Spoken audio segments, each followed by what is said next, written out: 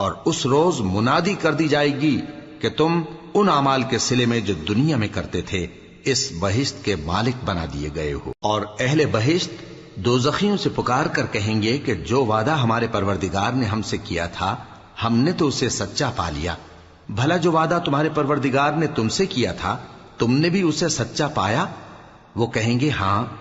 تو اس وقت ان میں ایک پکارنے والا پکار دے گا کہ بے انصافوں پر اللہ کی لعنت، جو اللہ کی راہ سے روکتے اور اس میں کجی ڈھونڈتے اور آخرت سے انکار کرتے تھے۔